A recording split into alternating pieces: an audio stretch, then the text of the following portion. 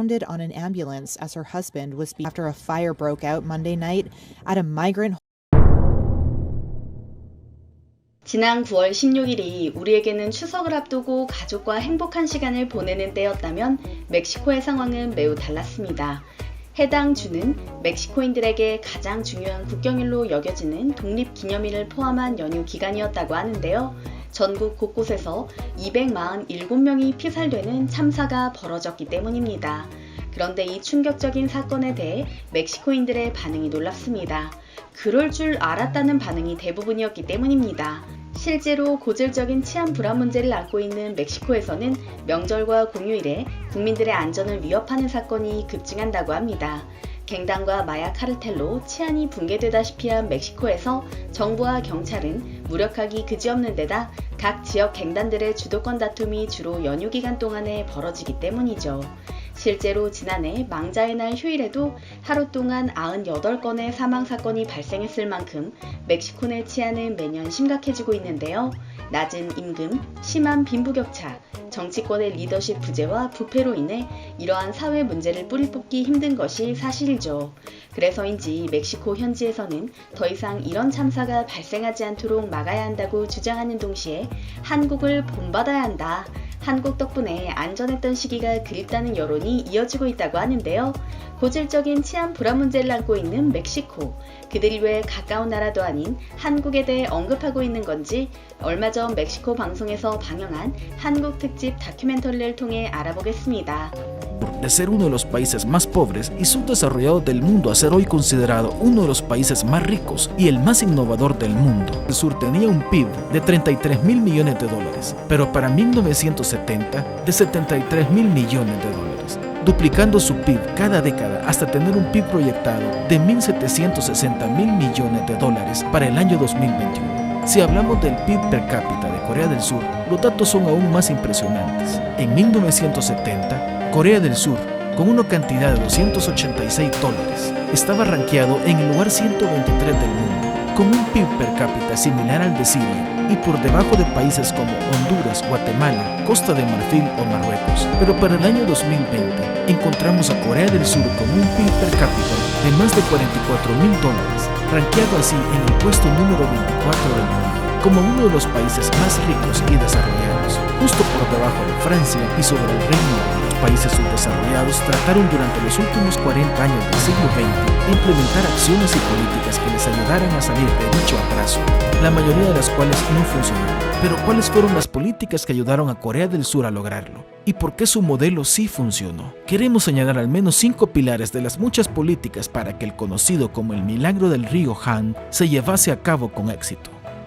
Entre grandes potencias como China o Japón, Corea ha mantenido siempre una identidad nacional bastante sólida, con más de 5.000 años de historia, su mismo alfabeto e idioma por más de 5.000 años, con un alto nivel de alfabetismo y de unidad cultural y nacional, lo cual facilitó al gobierno la implementación de políticas de nación que fueron fácilmente asimiladas, aceptadas y apoyadas por sus ciudadanos, siguiendo un estilo de implementación top-down, en otras palabras, siendo el sector público en donde se diseñan las políticas económicas a seguir en busca del desarrollo, pero se ejecutan en conjunto y con un alto apoyo del sector privado. Posterior a la guerra que terminara en 1953, el gobierno central propició una estabilización de la ideología política nacional y una homogenización de la misma, y se aceptó como la política oficial un Estado dispuesto a trabajar aún más horas si fuera necesario para ver salir a su país de la pobreza, hasta el sector empresarial, que junto con el gobierno central establecieron metas específicas como los $1.000 millones en exportación o el 10% de crecimiento económico anual, por lo cual recibían incentivos como reducción de impuestos y acceso a créditos, entre otros. Pero también establecieron un sistema de puntuación y premiación para sus trabajadores más esforzados, quienes eran llamados con varios términos superlativos como por ejemplo guerreros de la exportación, y eran premiados a nivel local. 지금까지 수많은 해외 언론과 학회에서 한강의 기적에 대해 심도 있게 다룬 바 있지만 멕시코 방송이 한국의 경제 성장을 분석하면서 한강의 기적을 먼저 언급한 이유가 있습니다. 멕시코의 현재 상황 때문입니다. 멕시코는 대략 5천만 명이 하루에 3달러 이하로 생활하고 있다고 하는데요. 빈곤층이 1,300만 명에 달한다고 합니다. 또한 고교 진학률이 64%에 불과하다 보니 교육을 통한 고숙련, 고학력 인재를 확보하기도 빈곤층의 경우 신분 상승을 이루기도 어려운 것이죠. 이렇다 보니 빈곤층이 대부분이 마약 카르텔이나 갱단으로 빠지는 상황이 발생하는 건데요. 또한 멕시코의 지리적 상황을 떠올려보면 안타까운 감정이 들 수밖에 없습니다. 풍부한 자원은 물론이고 세계 최고 시장인 미국을 바로 옆에 두고 있으니까요. 미국 역시 멕시코를 대상으로 강력한 혜택을 제공하고 있습니다. 지리적으로 가깝고 인건비도 저렴한 멕시코를 미국의 제2 생산 기지로 활용하고 있는 것이죠. 멕시코의 인건비는 중국보다 64%, 미국보다 90% 저렴하다고 하는데요.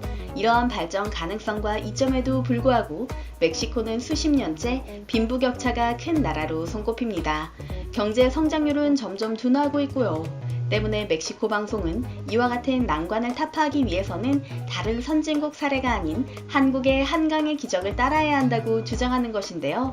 앞서 보신 것처럼 멕시코 언론은 다른 개발도상국과 달리 한국이 경제 성장에 실패하지는 이유는 국가와 기업, 국민이 한마음으로 뜻을 모았기 때문이라고 말합니다. 우선 탑다운 방식으로 경제 성장을 꾀한 정부는 기업에 유리한 환경을 만들었으며 국민들에게 노동의 가치를 강조하며 적극 장려했습니다. 언어 및 문화적 공통점을 지닌 한국인들은 개인의 빈곤 탈출뿐만 아니라 국가 성장에 일조한다는 사명감을 갖고 열심히 일했죠. 현재 멕시코와는 정반대입니다. 실제로 멕시코의 사회 지도층과 부유층은 사회적 책임을 외면하고 있으며 빈부 격차를 심화시키는 요인으로 지목되고 있습니다. 또한 정권이 바뀌면서 현재 멕시코 정부는 대규모의 사법 개혁을 추진 중인데 이런 변화가 오히려 외국 기업에게 악영향을 미칠 것으로 예상되고 있고요. 암담하게만 느껴지는 멕시코의 현실을 보다 못한 언론이 한국과 관련된 특집 방송을 제작해 내보내기까지 하고 있는 건데요. 그 외에도 해당 방송은 한국의 성공 요인으로 다음과 같은 요소를 언급했습니다. 좋은 품질의 제품을 생산함으로써 글로벌 경쟁력을 확보한 한국 기업, 근면 성실을 강조하는 사회적 분위기와 직업 윤리가 철저한 한국인 등 말이죠. 헌데 멕시코 방송은 가장 중요한 요인이 하나 남아있다고 말합니다. 그게 무엇인지 영상으로 확인해 보시죠. Cultura coreana enfatiza la importancia en la buena educación, lo cual llevó al gobierno central a tener como uno de sus principales programas de inversión en la educación, invirtiendo en sus propias instituciones educativas y de investigación.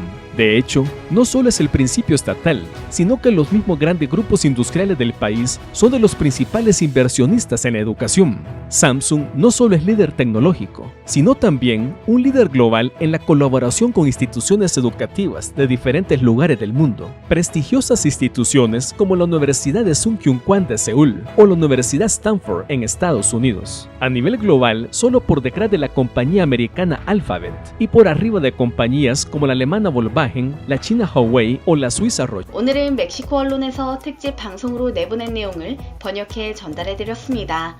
오늘 영상도 마음에 드셨다면 좋아요와 구독 버튼 눌러주시겠어요? 항상 함께해주시는 구독자, 시청자 여러분 감사드립니다. 건강하시고 행복하세요.